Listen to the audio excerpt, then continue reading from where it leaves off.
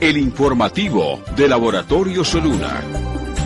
Mensajes, consejos y entretenimiento de la mano de la ciencia moderna y el saber popular. El informativo de Laboratorio Soluna. Dirige el doctor Jorge Holguín.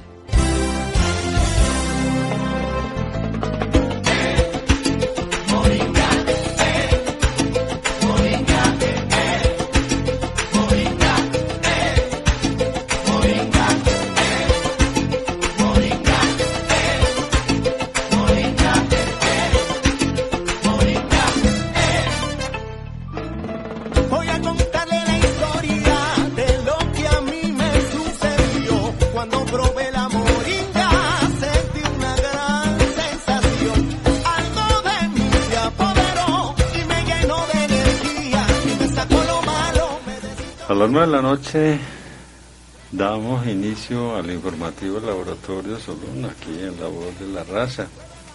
Informativo de salud integrativa.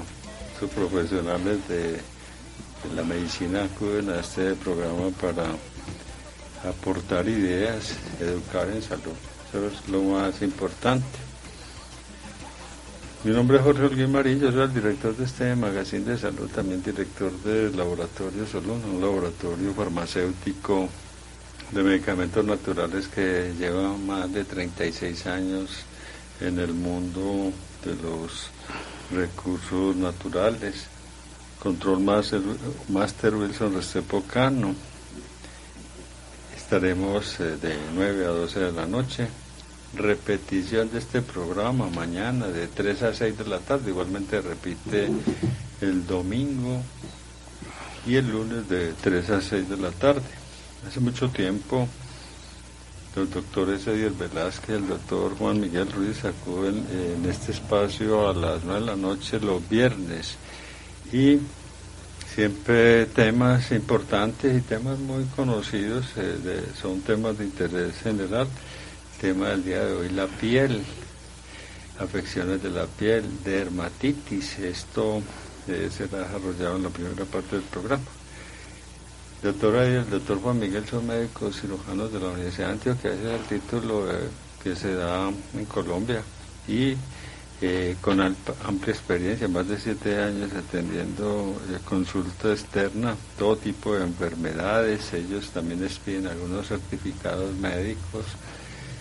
También control prenatal y toda la atención básica en el municipio de Bello, Parque de Bello, consultorio 307, ahí en el edificio de San Ignacio, diagonal a la iglesia de Nuestra Señora del Rosario. Entran, realmente es un segundo piso, entra por la rampa de Drogas La Rebaja y escalas muy descansadas, entra derechito. Contacto único, me parece bien, un solo teléfono, un solo contacto, 319-588-0145, 319-588-0145. Muy bien, estamos en vivo y en directo. Acaba de ganar Colombia el tercer puesto en la Copa América, 3-2, interesante. Motiva, sí, algo sirve. Tercero, también creo que tiene sus premios importantes. Doctor Edier, ¿cómo estamos? ¿Le gustó el partido apuesto? ¿Cómo va? Doctor Holguín, sí, pues algo es algo, ya que perdieron con Argentina. Pues.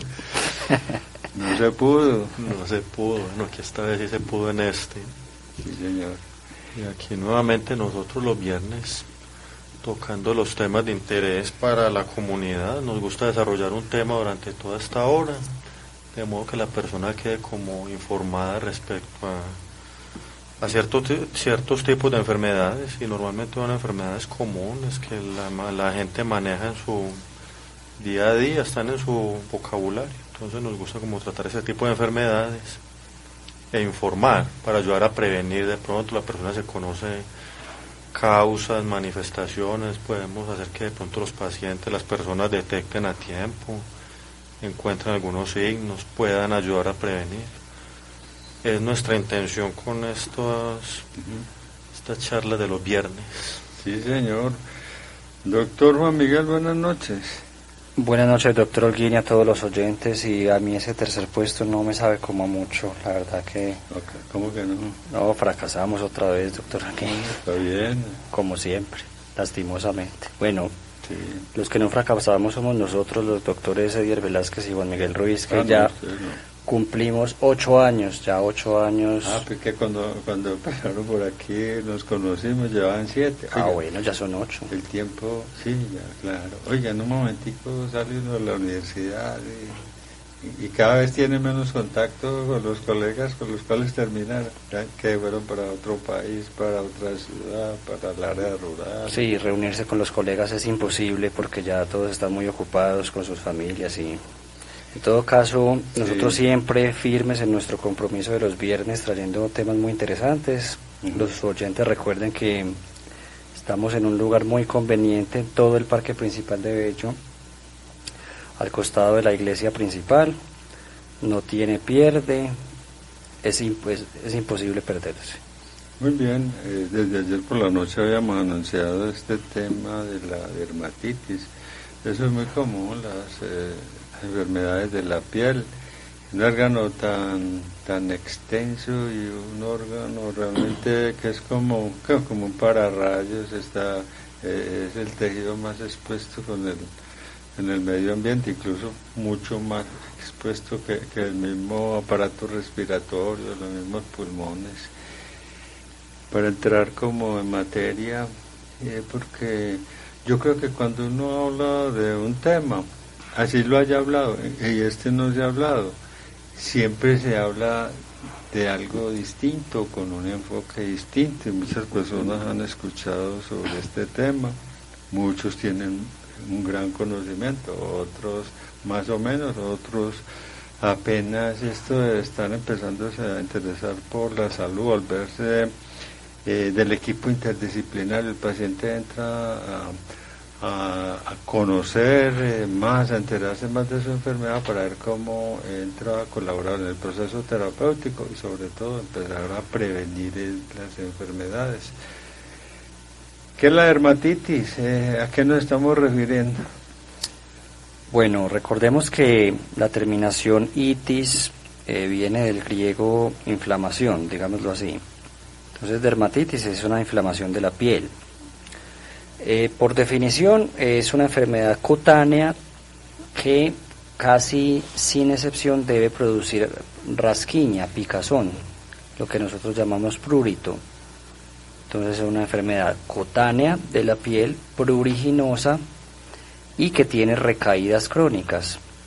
Es decir, el paciente tiene mejoría por un tiempo para volver a recaer luego de cierto tiempo.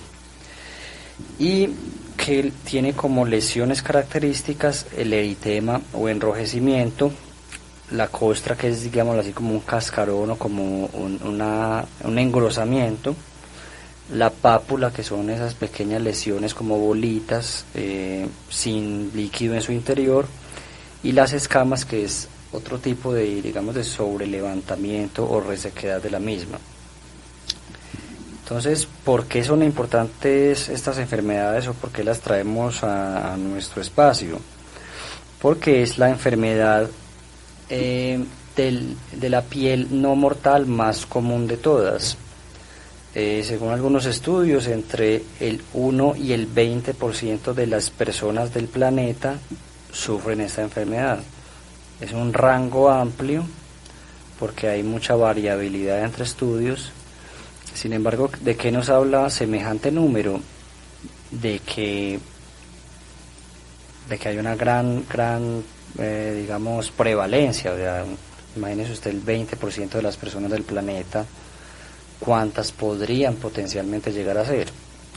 ¿Por qué es tan variable esta clase de números en el planeta Tierra? Porque hay países que hacen estudios muy serios, que pueden traernos números muy extrapolables, muy ciertos, y hay países que lastimosamente no cuentan con los recursos para hacer digamos, estudios grandes y serios.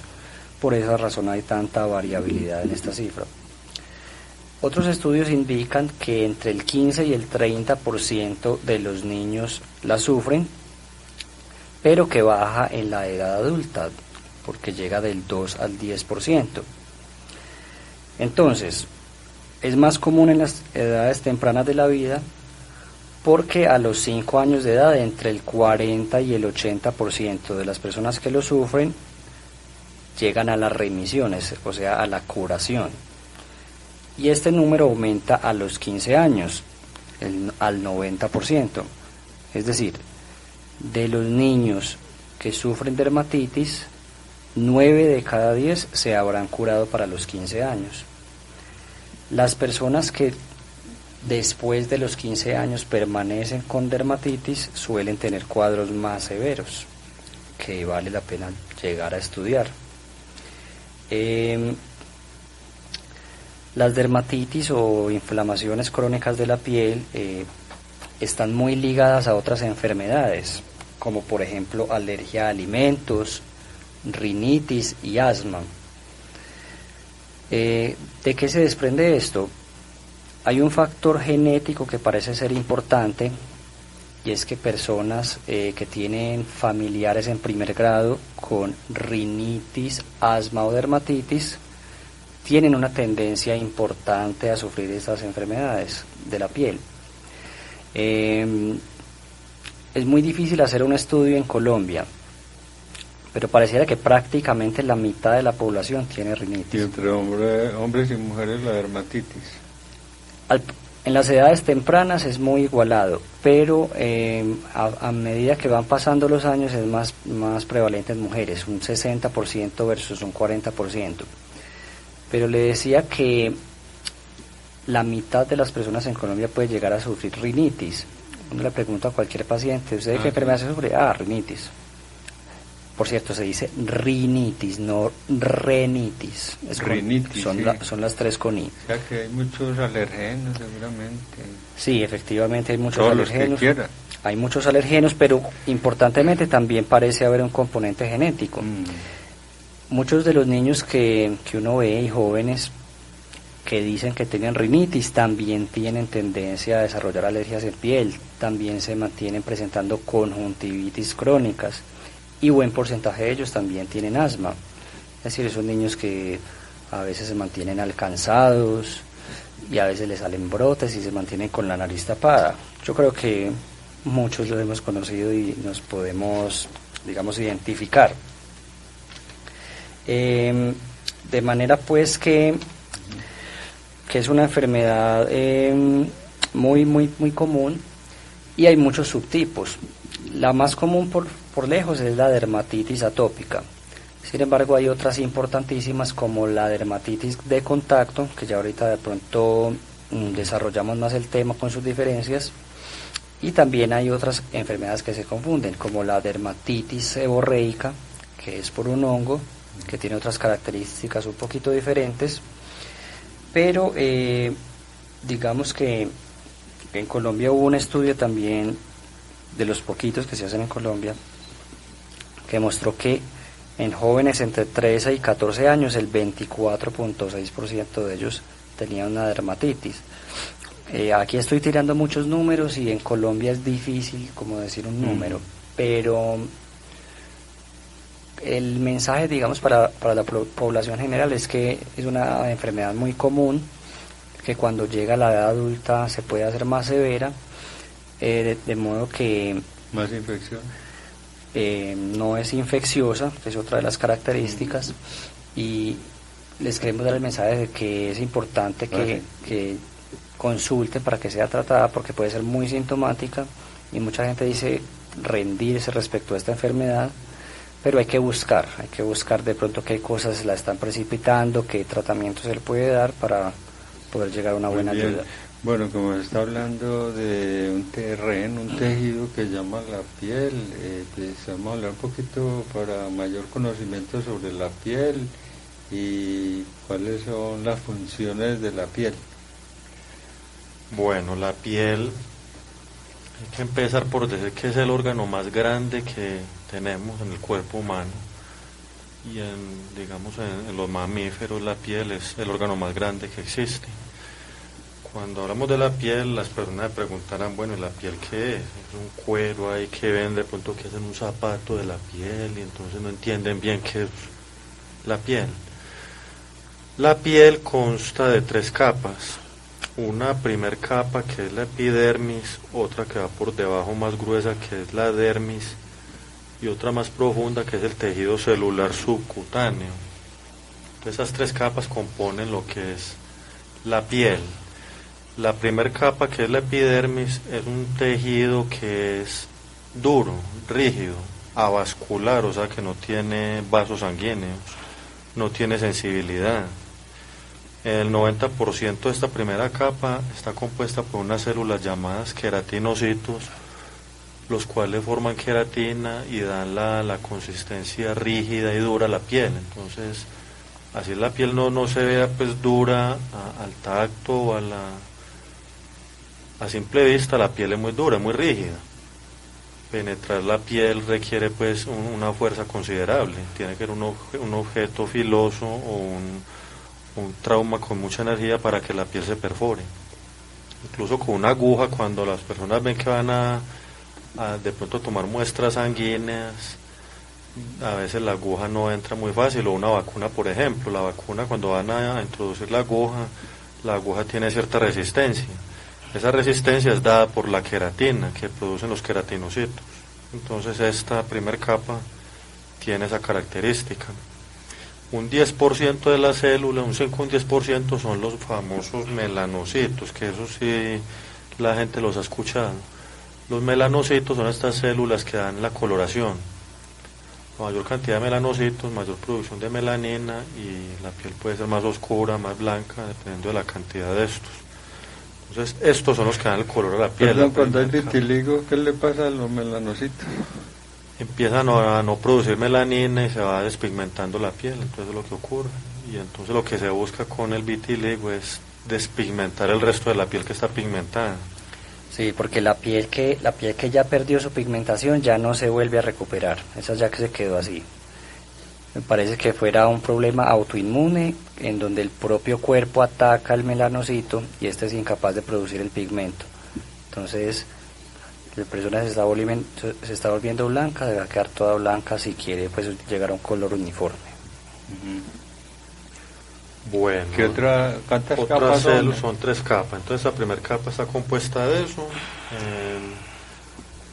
células, los queratinocitos, los melanocitos, y un porcentaje más bajo son unas células llamadas de Langerhans, que es como una primera barrera de inmunidad. Estos tienen la función inmune de defender contra bacterias, virus, hongos. Entonces eso es la primera barrera de defensa. ¿Qué ocurre ya entonces después de que termine esta capa? Seguimos con la dermis. La dermis es la capa más profunda en donde están los folículos pilosos, llegan los vasos sanguíneos, llegan las glándulas sebáceas, hay inervación, aquí ya hay dolor en este punto. Hay unos corpúsculos que son los que le empiezan a dar la sensibilidad, porque la primera capa no tiene sensibilidad. Entonces aquí hay unos corpúsculos de Meissner que dan la sensibilidad del tacto, unos corpúsculos que llaman los de Pacini que dan sensibilidad a la presión, hay vasos linfáticos, está compuesto por un alto porcentaje de colágeno tipo 1, que es el que le genera la resistencia, genera una mayor resistencia a la piel. Entonces en la primera capa la queratina, en esta segunda el colágeno tipo 1. Hay terminaciones nerviosas, por lo que digo pues que ya aquí se da la sensibilidad al dolor, y como dije ahorita al principio es muy vascularizado a diferencia de la primera capa. Esta capa da sensibilidad, tiene los folículos pilosos y va con mucha irrigación sanguínea. De ahí sigue otra capa que es el tejido celular subcutáneo, que es una capa grasa cuya función es amortiguar, absorber golpes. La grasa tiene esa función. La grasa es buena ahí. La grasa, eso todo tiene que ser un equilibrio, como lo hemos mencionado aquí a lo largo de nuestra charla los viernes. En el organismo todo debe ser un equilibrio, ni mucho ni muy poquito. Entonces la grasa es necesario también, y aquí es donde vemos una de las funciones de la grasa. absorber golpes, proteger contra lesiones, un daño en la piel, la grasa lo absorbe, conserva el calor también esta capa grasa, y tiene unas células que ayudan a que reparen las lesiones. Entonces, por ejemplo, hay una herida sobre la piel y en esta capa de tejido celular subcutáneo también hay unas células, por decir algo así, como madres, que van subiendo y van ayudando a la cicatrización. Entonces, estas son las 3 capas que componen la piel. Ahora sí, entonces, como dije ahorita inicialmente, la piel es el órgano más grande que tenemos nosotros. ¿Y cuál es la función de la piel? Es ser la primer barrera con el medio ambiente. Si no tuviéramos piel, estaríamos expuestos en el músculo, generando infecciones, deshidratación, pérdida de calor. Entonces la piel tiene esta función, retener agua, hacer que no se pierda el agua. Por eso cuando las personas sufren quemaduras o sufren lesiones graves de la piel, esas lesiones hay que correr inmediatamente a favorecer su cicatrización, porque por ahí se deshidrata la persona. Entonces una persona tiene una quemadura severa del organismo, del cuerpo, de la piel, esa piel que se pierde con un porcentaje no muy alto, la persona tiene un riesgo de deshidratación muy grande. Entonces, una de las grandes funciones de la piel es barrera contra el medio ambiente, conservar calor, regula el calor, la temperatura, entonces elimina calor, conserva calor, es un intercambio con el ambiente de la temperatura. Si no tuviéramos piel, por ejemplo, los animales, estos mamíferos en los polos, los osos polares, por ejemplo, tienen una piel muy gruesa. ¿Por qué? Porque esta piel es la que hace que no pierdan la temperatura. Entonces, por eso los ven en la televisión. Una capa de grasa y la piel. Fuerte, todas las 3 capas que mencioné son muy gruesas. Entonces, la gente por eso ve estos animales en la televisión y dicen, pero vea qué frío, temperaturas -10, -20. Grados bajo cero, muchas temperaturas muy bajas. Esa es la causa de por qué esos animales los vieron tan tranquilos en los polos, en esos climas tan fríos. Es por la piel, gracias a la piel. Entonces la gente no le presta atención a la piel y creen que es cualquier cosa ahí, cualquier forro, que no hay que ponerle cuidado, y resulta que la piel es muy importante, es extremadamente importante. Eso entre la función. ¿Qué se puede hablar sobre las causas que generan las dermatitis? Bueno, entonces hablábamos de la importancia de la genética, ¿cierto? Porque en la dermatitis hay factores genéticos y ambientales. Dentro de los genéticos, recordábamos que el doctor Edier nos contaba que la piel es un órgano de defensa del organismo. Entonces hay una inmunidad que proveen estas células del Langerhans y que media a través de interleuquinas. Las interleuquinas son unas sustancias, digamos, que llaman a células de la defensa a que entren a atacar un posible invasor. Y ahí es donde entra otro de los factores, que son los alergenos. Es decir, los alergenos son sustancias que van, digamos, en el aire, que entran en contacto con nosotros a través de la alimentación o de contacto físico propiamente dicho. Digamos que hacen que las células expresen las llamadas interleuquinas, especialmente la 4 y la 13, las cuales van a causar, digamos, reacciones inmunes exageradas, es decir, digamos, una respuesta defensiva que va a ser, digamos, una lesión en la piel propiamente dicha. Ahí es donde se producen estos efectos como la hiperqueratinización, y es una sobreexpresión de estos queratinocitos que va a hacer que la piel se vea gruesa, porque hay una función anormal de la piel, en donde debe haber un recambio natural, pero la sobreexpresión de estos factores inmunes hace que la sobreexpresión de ellos no pueda, digamos, producir un barrido natural de la capa superficial de la piel, por decirlo así. Entonces, al paciente uno le preguntaría, ¿hay historia familiar de asma? ¿Hay historia familiar de rinitis? O personal, si el paciente sufre asma y rinitis, por supuesto hay una gran probabilidad de que el problema de la piel sea efectivamente una dermatitis. Otra de las causas es el vivir en el área urbana. ¿Y qué se ha propuesto ahí? ¿Por qué? Porque una persona de la ciudad estaría más propensa a sufrir dermatitis que una del campo. Pareciera que porque una persona de la ciudad está menos expuesta a ciertos alergenos desde temprana edad de la vida. Mejor dicho, que parece que las personas del campo entrenan su sistema inmune desde más tempranas edades para enfrentar distintas agresiones del medio ambiente. Es decir, la persona del área urbana de pronto... Mucha higiene.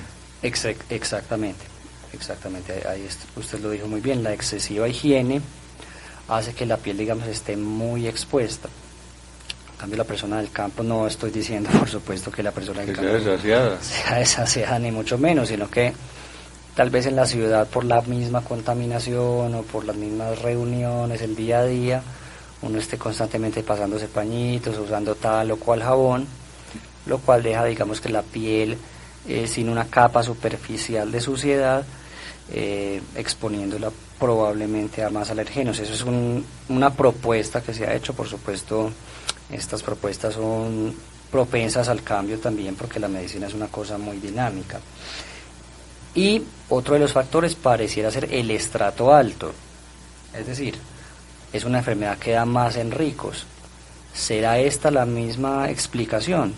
Quizás sí, probablemente sí. Lo claro es que los estudios parecieran ir en esa tendencia, ¿cierto? También otro de los factores podría ser la sensibilización a alimentos, es decir, personas que son alérgicas, por ponerle usted un ejemplo, al maní o al huevo, parecieran tener también más dermatitis, porque la piel como órgano inmune comparte ciertos mecanismos inmunes que se dan en el intestino, ¿cierto? Y también las alergias a ciertos aeroalergenos, es decir, partículas que van en el aire, parecieran estar en relación o como causales de la dermatitis. Entonces, factores agravantes: lana, ropa ajustada, sudoración excesiva, tabaquismo. ¿Tabaquismo también hay? También, el tabaquismo ¿Y también. eso por qué? La explicación es probablemente de orden inmune, ¿sí? Porque recordemos que el tabaco tiene múltiples sustancias que son nocivas para el cuerpo. Procesos inflamatorios. Sí, efectivamente. ¿Cuántos alergenos hay más o menos? 3.700 descritos. Esto en general. ¿Componentes? No estoy hablando de componentes de cigarrillos, sino de alergenos en general. El cigarrillo tiene una cantidad impresionante de sustancias. Y el cigarrillo, aparte de eso, tiene múltiples sustancias cancerígenas y además de las cancerígenas hay otras que, sin ser cancerígenas, también son nocivas para el cuerpo. En Europa se ha visto que la caspa de gato y los ácaros son factores predisponentes, y en Latinoamérica la leche y el huevo. Entonces, ¿el paciente debe dejar de consumir leche y huevo?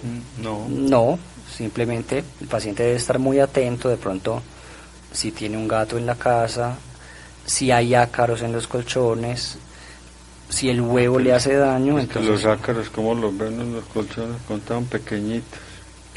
Ahorita de pronto ampliamos el tema de los ácaros, que es una cosa, que es un diagnóstico diferencial importante, que paciente que ha ido a múltiples citas donde múltiples médicos, dermatitis, betametasona, hidrocortisona, cremas, esteroides, no mejoran, diagnósticos diferenciales, ahí vamos a hablar un poquito de eso. Entonces, como prevención, ahora que hablamos de las causas, entonces un paciente que se mantiene con prurito, o sea, con rasquiña, con brotes, que ha notado que de pronto la sudoración es una cosa que lo precipita, entonces hagamos que la temperatura del cuarto sea menos, abriendo las ventanas, con un ventilador, con menos cobijas a la hora de dormir, usando cremas emolientes, y una cosa muy importante, la lactancia hasta los 6 meses. Los médicos es una cosa que recalcamos mucho. Señoras que tienen su bebé, haga todo el intento porque la alimentación sea con leche materna. Hay unas que no lo hacen porque no tienen tiempo, lastimosamente ahí el bebé se está perdiendo de una de las grandes propiedades de la leche materna, que es la propiedad de la defensa, las propiedades inmunes.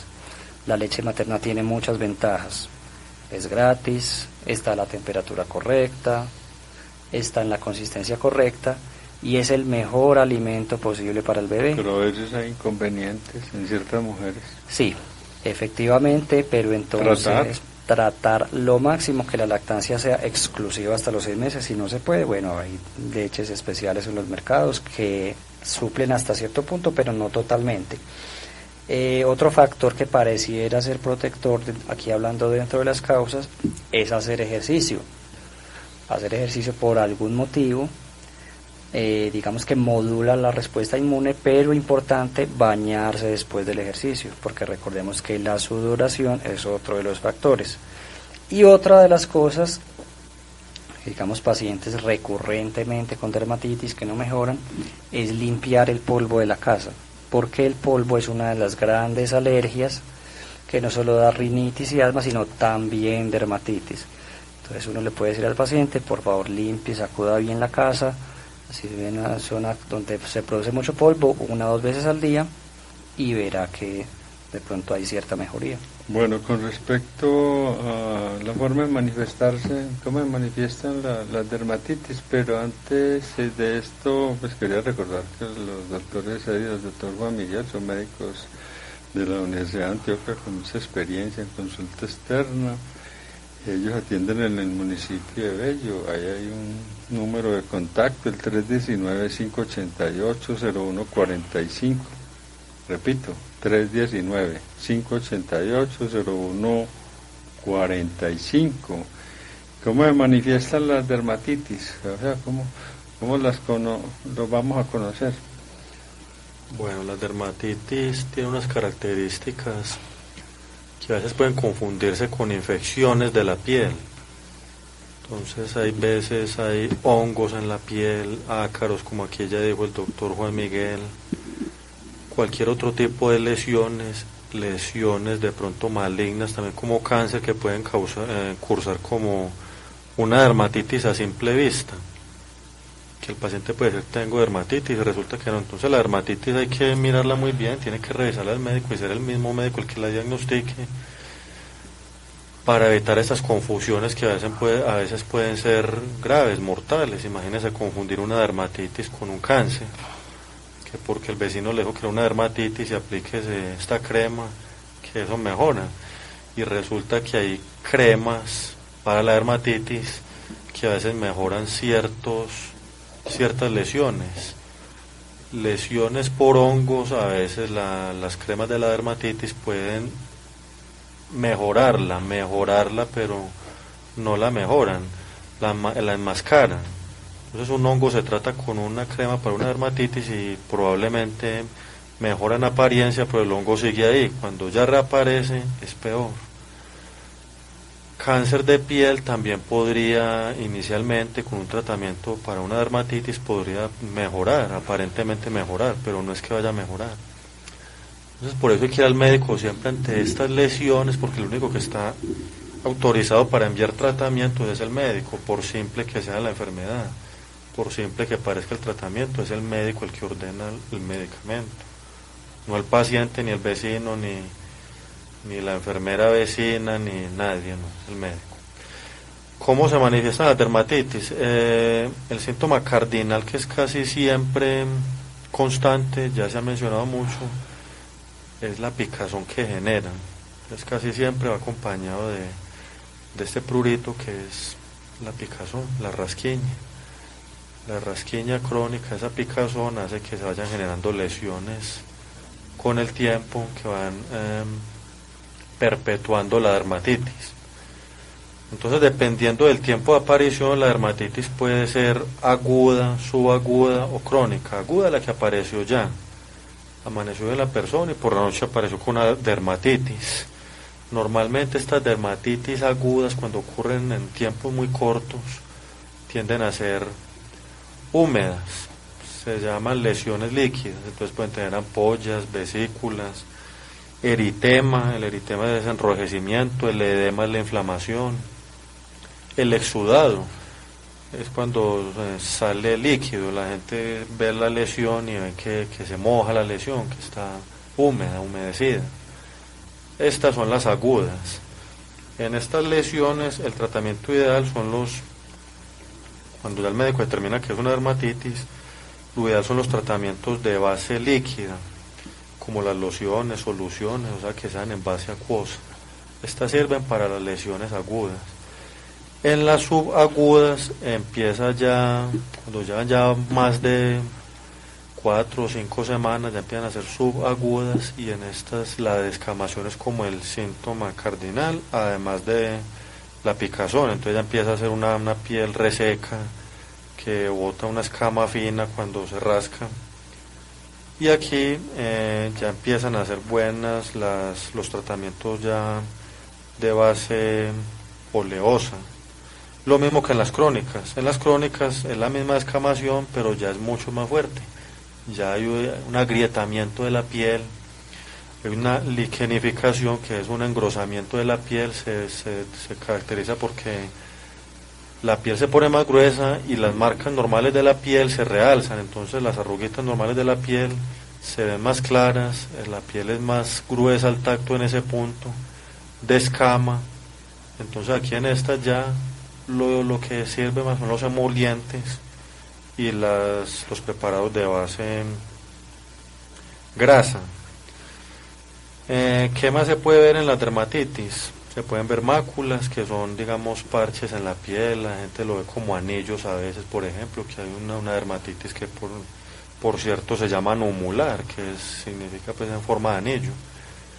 Pero al tacto la persona lo toca y no siente nada. Entonces es un parche que lo ve, pero no se palpa. Pueden estar las pápulas, que pueden ser, digamos, el mismo anillo u otro tipo de lesiones, que ya cuando la persona se pasa el dedo siente que está sobrelevantado. Estas son las pápulas. Cuando son muy grandes son placas. Ya digamos una moneda que se palpe ya sería una placa. Y las pápulas son como, digamos, la roncha es la típica pápula.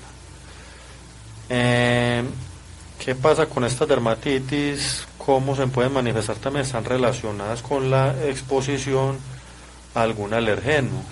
Alergeno en caso de que sea por respuesta inmune, porque hablamos de alergenos cuando tiene que ver con el sistema inmune, o hablamos de irritantes cuando no tiene que ver con el sistema inmune. Entonces, cuando hablamos de esta dermatitis, vamos a referirnos a la más común, que es la de contacto, y la de contacto se puede dividir en de contacto irritativa o la que es de alérgica. Entonces la alérgica está por la exposición a un alergeno, se consume algún producto, un medicamento, alergia a la leche, alergia a la proteína del huevo, cualquier loción, una cobija, una mascota. Entonces esta y se caracteriza porque la persona tiene el contacto con ese, digamos, un medicamento, y genera una respuesta inflamatoria de la piel en cualquier parte del cuerpo. Entonces puede echarse una loción y la respuesta se va a dar en la parte donde se aplicó la loción y en lugares más lejanos también. Entonces desarrolla una inflamación en todas partes de la piel. La que es de contacto es muy común, por ejemplo, en las amas de casa, que con el lavado excesivo, hacer sus quehaceres en la casa, el uso de jabones, de cloro, siempre el contacto de la mano con eso, no utilizan guantes, entonces siempre uno la va a encontrar como la mano en las palmas, donde tenga el contacto va a estar reseco, irritado, enrojecido, con descamación, con picazón, pero en el resto del cuerpo no va a haber nada. Entonces estas son las de contacto, y la lesión está causada nomás en el punto donde cayó el irritante, por decir algo. Entonces también se puede ver en las personas en sus trabajos, o sea, puede ser también por exposición ocupacional, personas que trabajan con productos químicos, con disolventes, que constantemente durante su labor están en contacto con las manos o ciertas partes del cuerpo con los productos y desarrollan estas dermatitis de contacto. Y otras de las que son con respuesta inmunológica, una muy común es la exposición al níquel, al cromo. Las personas que utilizan la joyería, los cromados, los relojes, todo esto, entonces empiezan a desarrollar crónicamente respuesta inmunológica a esto, y muchas veces no se dan cuenta. Hay personas que se dan cuenta, otros que no, entonces empiezan, por ejemplo, con una cadena, pulseras, y empiezan con irritaciones severas en el cuello, en las muñecas, y empieza la piel a descamar, endurecerse, a tener picazón, e incluso la dermatitis cuando avanzan mucho, debido a la misma excoriación que se da por el rascado crónicamente, la piel puede perder esa capacidad de defenderse, ese sistema inmune, y entonces es más propensa a las infecciones. Entonces, si bien las dermatitis no son infecciosas, pueden ser una puerta de entrada para una infección que puede ser leve o incluso severa, porque una infección en la piel puede llegar a ser muy severa y una persona terminar hospitalizada en una UCI incluso por una infección en la piel. Bueno, muy bien. ¿Se podría aclarar si todo lo que afecta a la piel es dermatitis? Bueno, esa pregunta es importante porque mucha gente, digamos que todas las ronchas las asocia a una dermatitis y por lo tanto se automedica, o a donde el farmacéutico y él le recomienda cremas, incluso triconjugadas, que supuestamente matan todo, y realmente el paciente no viene mejorando. Entonces consulta donde uno después de haber sufrido más de lo que debía haber sufrido. Pero dentro de los diagnósticos diferenciales, que es a lo que va esta pregunta, hay muchas otras cosas que asemejan esta enfermedad. Y una de ellas es los ácaros. Los ácaros pueden dar tanto una dermatitis como una escabiosis. Es decir, el contacto con estas pequeñas alimañas que se encuentran en los colchones, en las sábanas, en la ropa, cuando no hay una infestación severa, en los pacientes que son alérgicos a ellos, pueden desencadenar una dermatitis. Lo que pasa es que mientras tiene su tratamiento se controlan parcialmente, pero el alergeno sigue ahí. En los casos de infestaciones hay que recurrir a otro medicamento diferente, porque la escabiosis, digamos que ya colonizó la piel, o sea, estos animalitos ya no solo están ocasionando un sistema inmune, sino que ya están viviendo debajo de la piel. Entonces el médico tiene que ser muy astuto en diferenciar si el problema efectivamente es una infestación del parásito, porque no va a servir simplemente el tratamiento para la dermatitis, sino que hay que mandar antiparasitarios muy específicos para lograr eliminar este problema. Y no solo eso, sino que hay que matar el alergeno en el punto en el que está. Entonces, cuando el médico sospecha una escabiosis o una infestación de ácaros, Y tomar medicamentos también. no solo tomar el medicamento apropiado, sino lavar todas las sábanas y toda la ropa, y además de eso plancharla, porque el ácaro, algunos sobreviven luego del lavado. Pero uno, ¿cómo identificar los ácaros? No, es muy difícil porque son microscópicos, es un diagnóstico médico. El médico por su sospecha y examen clínico y características de cómo es el brote, ya vio que no mejoró con tal cosa, con tal otra. Y una cosa muy importante, toda la familia está sufriendo de eso de manera aguda, es decir, toda la familia iba bien hasta hace 2 meses. Hace 2 meses toda la gente de la casa está sufriendo, es que es una picazón de la nada. Carranchile ya. Y eso, y hay casos muy severos, donde los ácaros se reproducen mucho. En algunos casos incluso hay que cambiar de colchón. Sin embargo, en las tiendas de agropecuarias hay unos sprays muy interesantes para matar los ácaros, para que no haya que botar el colchón, pero es un diagnóstico diferencial que hay que tener en cuenta, que a veces pues a los médicos se nos pasa por alto. También hay una enfermedad que se llama la dermatitis seborreica, que puede dar en cualquier parte del cuerpo, pero muy particularmente da en la cara y cuero cabelludo, y que como característica es producida por un hongo, no es por un alergeno diferente, y se asemeja mucho en cuanto a la descamación, sin embargo no es tan seca, suele ser más, digamos, untuosa o grasosa y afecta otras partes diferentes de la cara, es más en la región centrofacial y alrededor, digamos, de la implantación del cuero cabelludo, es decir, donde uno le empieza el pelo. Entonces esto tiene un tratamiento muy diferente, porque digamos que aunque los esteroides podrían ser parte del tratamiento, en algunos casos no son suficientes y hay que introducir también un antihongo.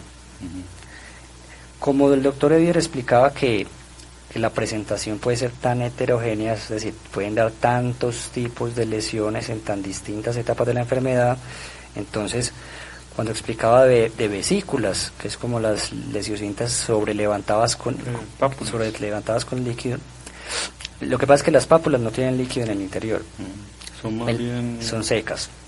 Pero en la etapa aguda pueden haber vesículas, como lo decía el doctor Edier, las lesiones líquidas pueden asemejar a un herpes. Entonces ese es otro diagnóstico diferencial y muy importante, en el que ya hay que indagar. De pronto ya no es tanto rasquiña, sino más bien como un ardor, como una sensación maluca en la piel, exposiciones o contactos ya sea sexuales o saliva, etcétera, que pueden llevar a, digamos, a hacernos sospecharlo. La psoriasis es una enfermedad autoinmune, son lesiones más severas, digamos que están más en ciertas partes del cuerpo, como rodillas, codos, aunque podría aparecer en cualquier parte del cuerpo, pero es otras lesiones más severas que también hay que tomar como diferente a la dermatitis. Es diferente el mecanismo autoinmune, es diferente la severidad y es diferente las cosas que lo precipitan. La psoriasis puede no ser necesariamente precipitada por un alergeno, puede ser más una respuesta genética inmune, que todavía se está investigando bien qué puede hacer, podría ser un virus, quién sabe qué puede hacer, pero por característica es un poco más severa, hay mucho más, digamos, grosor de la piel, porque los queratinocitos en este caso son muy hiperactivos, digamos, entonces la piel se ve gruesa, sobreengrosada y muy sintomáticos estos pacientes. Bueno, la rosácea. Sí, la rosácea, como le explicaba el doctor Edier, cuando la piel está muy afectada, digamos muy agrietada, puede ser colonizada por microorganismos que están como flora normal de la piel. Es decir, que mientras la piel esté íntegra, estos microorganismos no tienen que ingresar, o cuando, digamos, la flora normal de la piel está en un buen balance, no tiene por qué sobresalir una bacteria por sobre la otra. Entonces en la rosácea recordemos que hay una sobreexpresión de cierto tipo de bacteria que suele dar centro facial, ¿cierto? Y que característicamente en la clínica uno ve pus, lo cual uno no tendría por qué ver en una dermatitis normal, ¿cierto? Finalmente otro diferencial importantísimo son las tiñas corporis, es decir, el común honguito. El hongo, como le explicábamos ahorita, puede compartir muchas características de la dermatitis, suele dar picazón, pero a veces los médicos vemos unos signos clínicos muy claros, de pronto a la hora de rasgarlos son más descamativos, o algunos tienen más un halo eritematoso, es decir, que es un borde activo con un centro respetado. Esas son cosas que no tiene por qué saber un paciente, más bien un médico, ni un farmacéutico, por supuesto. Entonces aquí es donde quería decir que el paciente viene sufriendo tal o tal brote, entonces va donde un farmacéutico y le manda un triconjugado. Vea, esto le mata bacterias, esto le mata hongos y esto le cura dermatitis. Y el paciente no mejora porque no le hizo el buen diagnóstico, no hubo un buen balance en el tratamiento, entonces no terminó matando nada. Algunos mejoran, pero por un tiempo.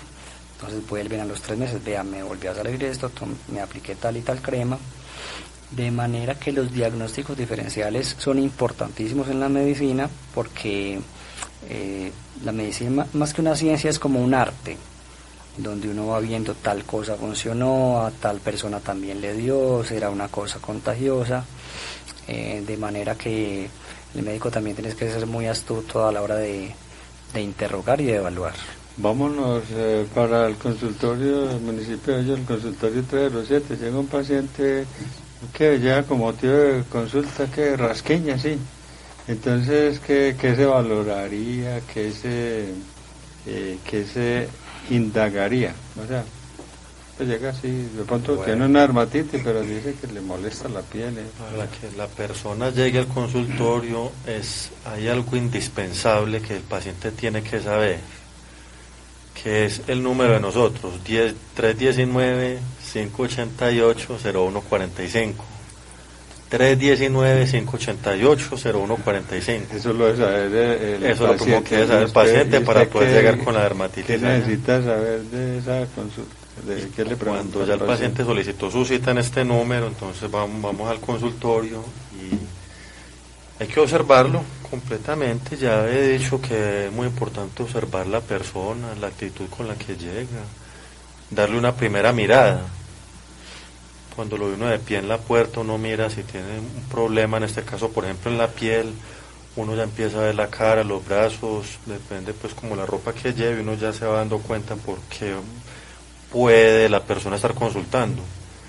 Entonces, esa primera vista es muy importante. Cuando la persona ya toma su asiento, se pone en confianza, hay que empezar a entrar en confianza con el paciente y hay que empezar a preguntar su vida privada. Hábitos sexuales, ya aquí ya se mencionó pues por qué, porque ciertas infecciones de transmisión sexual podrían dar infecciones en la piel que pueden parecer dermatitis. Tiene mascotas, qué objetos utiliza, qué adornos en su cuerpo, relojes, joyas, si las joyas son de qué tipo de metal, si son fantasías, si son de oro, si son de plata. ¿Por qué? Porque normalmente la fantasía tiende a dar más alergia, entonces a veces hay que meterse en la vida privada de la persona y decir, bueno, ¿es de oro, es de plata o es de mentira? ¿Es de joyería o la pero es ¿cuánto le valió? Unos ventorrillos en la calle. Hay que preguntarle cuánto le costó para poderse dar cuenta. A menor valor del metal, mayor riesgo de alergia. Entonces, probablemente una persona que utilice un anillo de oro o de plata no va a tener alergia. Se puede ocurrir, pero normalmente da el níquel y el cromo, que es de la fantasía. Entonces, las mascotas, qué productos consume, alimentos ha consumido nuevos recientemente desde que apareció. Entonces le dicen a uno, sí, yo estoy consumiendo esto, estoy haciendo esta dieta desde que me apareció esto, estoy dejando de comer esto, estoy comiendo aquello. Tóxicos también, si de pronto la persona consume medicamentos de algún tipo, se automedica con algún medicamento, se está tomando algún producto que no es un producto recetado médicamente, no tiene INVIMA, es un producto por ahí hecho en cualquier parte, hay que saber qué compuesto tiene, y hay productos mal hechos en laboratorios que no son de confianza, como si lo es el laboratorio Soluna. Entonces por eso hay que fijarse a qué laboratorio se le compran los preparados, porque los preparados pueden ir quién sabe con qué componentes que pueden causar alergias. ¿Dónde trabaja? Entonces personas que trabajan en la construcción son muy propensas a tener estas dermatitis, y si no tienen la dermatitis activa pueden tener los estigmas de la dermatitis, que es la pérdida de las huellas, por ejemplo, los de las crestas dactilares de las huellas, la piel reseca, acartonada, descamativa, por contacto con cemento, personas que tienen contacto con pegantes, disolventes, ciertos productos químicos en la industria que causan mucha resequedad e irritación de la piel. Si la piel está reseca, es muy propensa la persona a que tenga o infecciones o dermatitis. ¿Solamente examen clínico se apoya en alguna prueba diagnóstica en un momento determinado? No. Lo que pasa es que hay ciertos tipos de dermatitis cuando son pequeñas, no, pero hay ciertos tipos de afecciones de la piel que terminan en biopsia, porque no se logra saber qué es. Entonces parece una dermatitis, parece un hongo, pero es tan extenso que hay que mirar qué es y toca hacer a veces biopsia, pero normalmente... Sí, hay ciertos tipos de lesiones que parecen una dermatitis, que incluso lo ven los dermatólogos y no saben qué es y tienen que hacer una biopsia, pero por la extensión o la persistencia pues de la misma lesión. pero pocas veces se acude a una biopsia. Pero normalmente el diagnóstico de la dermatitis es clínico, entonces la dermatitis en las personas hay que identificarla si es por contacto, atópica o la seborreica. Entonces hay que empezar a preguntar si uno va a determinar si es de contacto. Ya como dije ahorita, la de contacto se divide en alérgica e irritativa. Entonces la irritativa es cuando el contacto con el producto químico del trabajo, el jabón, el cloro, irrita la parte donde tuvo el contacto. Básicamente es eso, no está mediado por nada inmune. Entonces uno dice, bueno, es irritativo, porque le dice a la persona uno que tuvo contacto con algún producto. Claro. No así cuando es, por ejemplo, alérgico. Entonces la persona le dice a uno, yo utilicé tal producto, utilicé tal joya, tal alimento, y nunca me pasó nada. Y volví a repetirlo y me ocurrió este brote tan horrible en la piel. ¿Qué pasa con la dermatitis alérgica? La dermatitis alérgica requiere que haya una sensibilización previa a un alergeno. Entonces, por decir algo, usted se aplica en la piel o se toma un medicamento por primera vez y no le ocurrió nada. El sistema inmune reconoce este alergeno, sea el que sea, la proteína del huevo,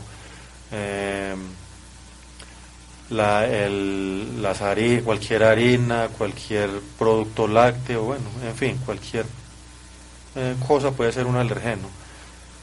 La persona la primera vez no tiene nada y a la segunda vez sí. En la primera vez el sistema inmune reconoce ese cuerpo extraño al organismo, empieza a producir anticuerpos y dice, bueno, ya tenemos los anticuerpos, espérese y a ver aquí a la próxima que vuelve y nos mande lo mismo, reaccionamos. Entonces llega la persona y toma el mismo medicamento, la misma loción, la misma crema sobre la piel, lo que sea, y el organismo con esos anticuerpos va y ataca ese alergeno, y es donde se da la dermatitis. Cuando hay una reacción inflamatoria del cuerpo en defensas, genera o fiebre, o genera inflamación, o genera malestar. En este caso en la piel genera eso. Claro. En la atópica no es una respuesta ni de contacto ni respuesta inmunológica, simplemente una inflamación. La persona tiene una hiperreacción de la piel, la cual se inflama fácilmente, de manera crónica, mejora por tiempos, pero es muy recidivante. Entonces la persona de un momento a otro resulta con una dermatitis en la piel, en el cuello, en las axilas, normalmente en los pliegues, en las ingles, mejora y vuelve por un tiempo otra vez sin sentir nada, vuelve y reaparece. Y en la seborreica normalmente son personas que tienen piel grasa y encuentran estas lesiones, le dicen a uno que tiene las lesiones de pronto en la espalda, en el cuero cabelludo, por detrás de las orejas, por las cejas, en la frente. Esto lo indica más de que puede ser una dermatitis seborreica. Estos son como los principales tipos de la dermatitis. Claro. Eso es lo que uno le pregunta pues como a la persona para poderse ubicar bien. Bueno, con respecto a aclarar si esta enfermedad, la dermatitis, es contagiosa, puede ser contagiosa. Bueno, evidentemente los dos tipos más comunes, que son la atópica y la irritativa, no, porque ya sabemos que son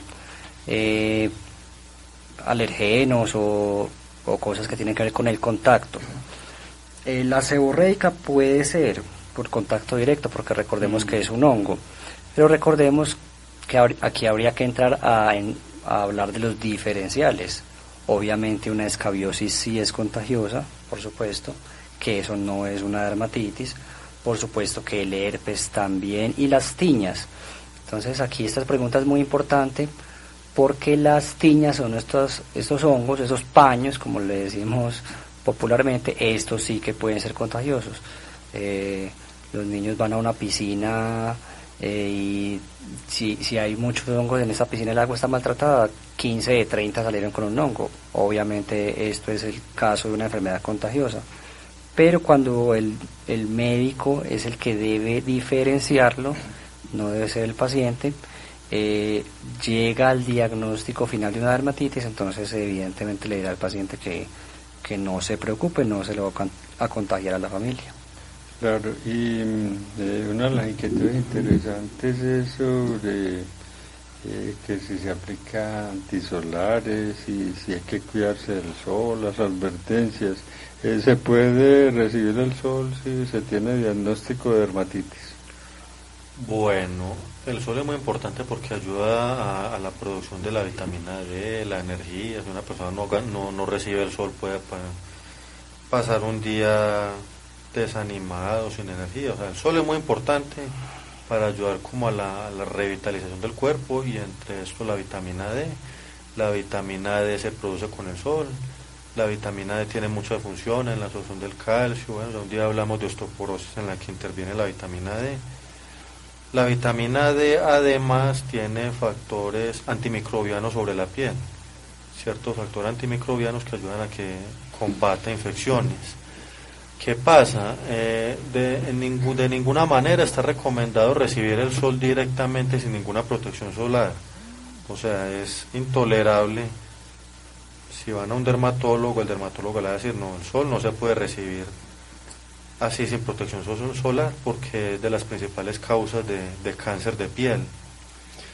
Entonces, las personas dirán, bueno, tenemos que andar con protección solar siempre cada que se va a salir al sol. Pues sí, realmente esa es la indicación, pero es que todo el mundo ha estado toda la historia de la humanidad recibiendo el sol, sí, pero el sol tiene su problema, su riesgo de cáncer de piel. El sol tiene más problema en el de las 11 de la mañana hasta las 3 de la tarde, es como el más fuerte, más riesgoso. Entonces, ¿qué pasa aquí? La persona siempre debe tener una protección solar. Si tiene problemas de la piel tipo dermatitis, pues no debe tampoco exponerse al sol, porque si bien uno puede estar dando un tratamiento para la dermatitis con los medicamentos que uno le manda, estos medicamentos con la luz solar responden mal, entonces generan manchas en la piel, mayor irritación.